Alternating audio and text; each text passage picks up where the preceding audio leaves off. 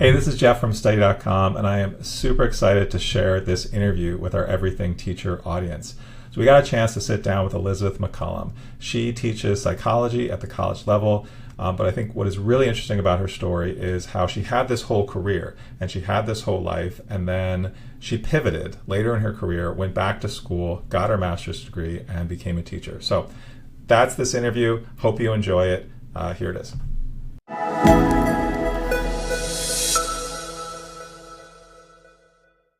Liz, thank you so much for joining us today. It's great to have this chance to talk a little bit about your life and your career and getting into teaching.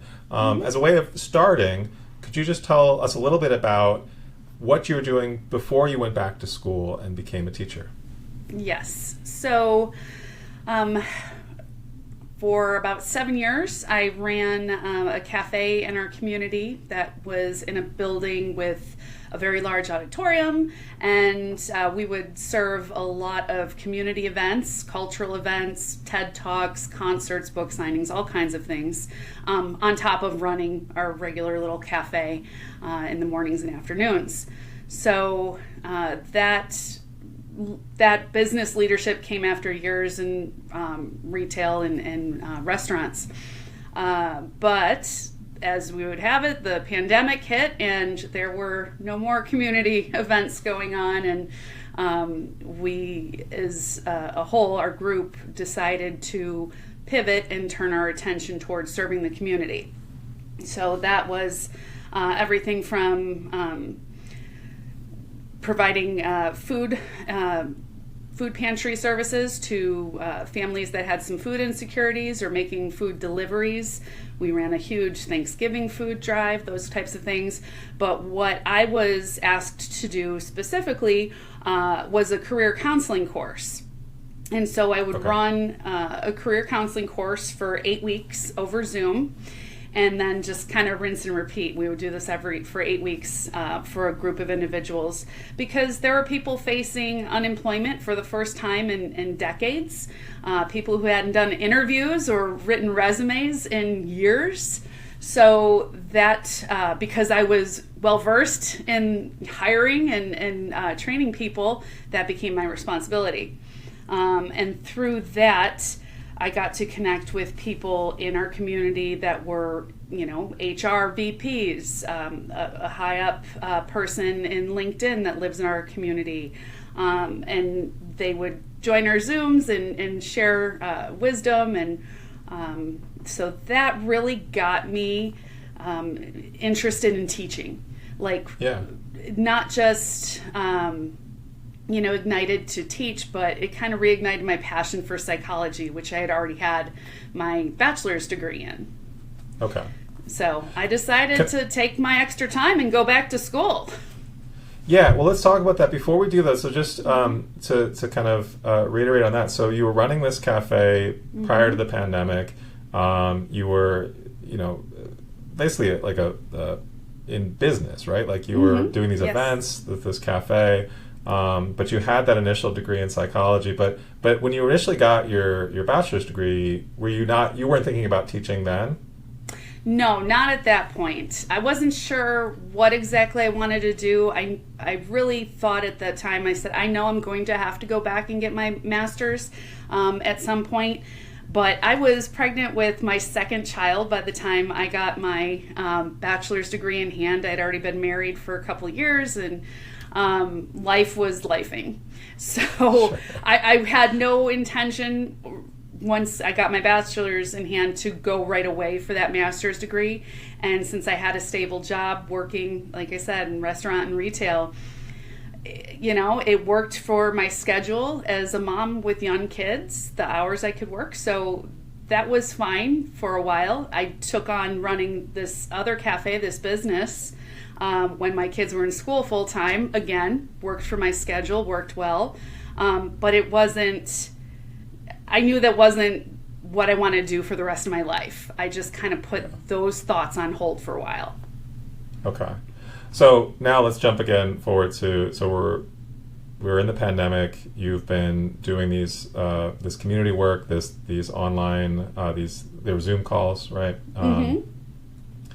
And So you said that was what sort of prompted you to go back to school and work on your master's degree? Yes.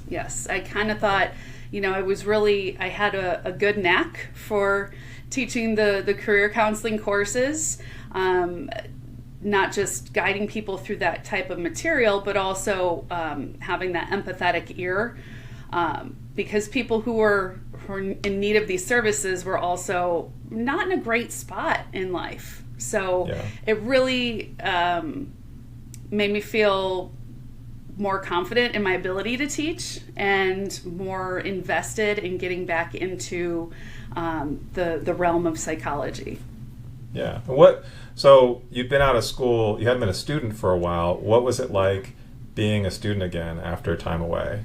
Yeah, because I graduated with my undergrad in 2007, and then I decided to jump back into school in 2020. So a lot had changed. Sure.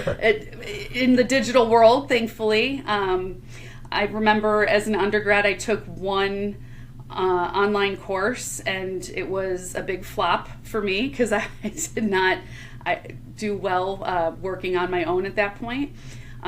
So I knew I was taking a big risk jumping back into this, and once I got into the master's program, I knew it was going to be full throttle it was almost 2 years. So I was taking very accelerated courses, and they would turn over every 6 weeks with very little breaks. So there was like no summer vacation. There was maybe 2 weeks off in December, and it moved quickly. But if it hadn't been for my career shift because of the pandemic, I would not have been blessed with that time. I would not have, sought that out at that moment. So there was a big learning curve for me for online learning, and that was a little scary, to be honest. Yeah. So, were there points where you thought about quitting? I mean, it sounds really intense. Well, I want to say no, but there were times when I was questioning my decision for sure. Again, I'd be helping my kids who are homeschooling, because of COVID. I'd be helping them with their schooling during the day, doing my job from home, and then also having to read and study and create papers and discussion posts and things that I hadn't done in so long. So I was questioning my sanity a little bit. But I think once, I got into a rhythm after the first, couple classes, and you start to get positive feedback from your instructors, and you go, okay, I belong here. I feel better about this. But again, it was a huge learning curve where study.com came in to save my behind quite a few times as a student who need a lot of refreshers. Yeah, well, let's talk about that for a second. So how did you use study.com while you were, so this is while you were taking your courses for your master's, or before? Correct. I think maybe even before, because I had to go back and, because it had been so long since I was in school, go back and provide some writing samples and things like that, because it is a vetting process to get into a master's program. And I just needed some refreshers, if we were, for example, going into research methods. I was terrified because I know that's a lot of math and statistics. And although I was good at that, in my 20s, I might not, the cobwebs are all over that material. So sure. I happened upon study.com's materials, course materials, and I think I had just Googled something and ended up with the suggestion for a video from study.com. And I was like, oh my gosh, this little 3 or 4 minute video explained things in such a down-to-earth and digestible manner that I was able to solidify that knowledge instead of sitting there and going through a textbook that was this thick to try and understand, this higher education verbiage. Right. It really kind of broke it down in a less opposing way for me. So that once I found that resource, I was like, oh, cool. I don't feel like stranded out here. Like I found a trustworthy resource for scholarly information to help navigate being back in school. That's great. Yeah. So when you entered the master's program, was the goal with that initially to go into teaching? I wasn't sure what the goal was right away. I just started off in a general education, so a general psychology master's degree. I wasn't sure if I was going to take that with the counseling route or social services or education.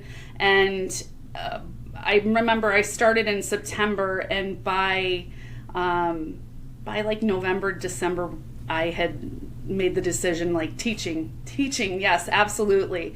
I had some great mentors, my professors, and as well as one of the deans of the online academic program were phenomenal, and they're friends of mine now, they're colleagues. I work with them now, and they saw my eagerness, and I really kind of went at that full-fledged, from student teaching into what else can I do. I remember I literally emailed my mentor, and I said, hey, I just wrapped up student teaching. That was amazing. I want more experience because I want to leave with this degree and just hit the ground running. Because, I wasn't, I'm not a spring chicken anymore. I don't have a lot of time to build up to that great portfolio. So what can I do before I graduate? And they were like, well, you want to work for us? And I'm like, what? So they gave me some, they kind of put me as a shadow professor underneath another, I went under 2 other different courses and shadowed there and just kind of supplemented and helped those professors. And by the end of my time there, right before I was taking my comp exams, they offered me a position. So I literally started teaching before I even got to walk off stage with my diploma. So that was pretty incredible. You don't see that very often, and I just was so passionate about moving forward with this, because once I found my niche, I was raring to go. Yeah, I feel like you talk about having great mentors, and I mean that's so important and helpful to have people that you can ask questions to and ask for advice. But it sounds like also, I'm sure your enthusiasm for both the subject matter and teaching came through, and I feel like you helped create these opportunities for yourself, and that's so amazing to go, like, before you're even done, have this job offer. So now you've been teaching for a few years. Can you maybe share a little bit about the types of things you're teaching, the types of subjects, the types of students you're working with? Yeah. I teach all different psychology courses. Introduction to Psych, or Psych 101, is when I'm tapped on to teach a lot, which is, for most universities, it's a required course as part of their gen eds. So that gives you a variety of students that may or may not want to be there, or may or may not be interested in the material. And then I also teach higher level courses like social psychology or lifespan development or theories of personality. And those are much more concentrated in the course material. Okay. And you're using study.com with your students now, right? Yes. So I have turned the tables, and I like to be the mentor now. And I love that I get to work with a lot of new students, first semester students.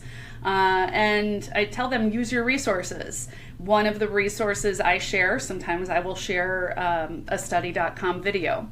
When it comes to having students understand research methods in psychology and how we do conduct research and different experiments, they need to know the different components of that. And that can be kind of daunting or a little heavy to understand. So when we're talking about variables or different types of studies and what they would be used for, pulling up a study.com video that gives you a nice little cartoon clip, and it's well narrated, but it's also got a worksheet and key terms and a summary with it. I can show that to my students, but then they can go back and use those resources for themselves for refreshers. Or if there's other key terms or concepts that they're not so clear on their own time, they can go back and look at, hey, this is a trustworthy resource.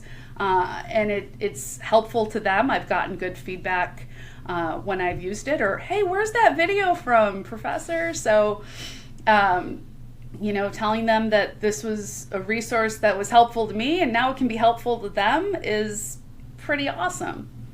That's great. I think I like to think that you're now mentoring these students who one day will become mentors themselves, hopefully, pay some of that forward, and both in what they've learned and just in the sort of the guidance that you've shown them. Maybe one last question. When, a lot of people watching this video, maybe similar to yourself, had one career, thinking about going into teaching, what maybe advice would you give to someone who is at that stage of their career, at that stage of life, and is maybe nervous about going back to school, or nervous about if teaching is the right career for them? What would you say to them? Doing new things is always scary, but if it's something you feel pulled to do, then I said don't wait any longer. And it's only scary because you're new at it. Once you realize you have tools, you have resources, and you belong there with everybody else who is also scared because they're doing something new, you will feel more at ease for sure. I was very fortunate that my husband and kids were very supportive about me going back and getting my master's degree. But I will say this, there were other people in my walk of life that said, are you sure you want to do that? And I'm so glad I did. I love what I do.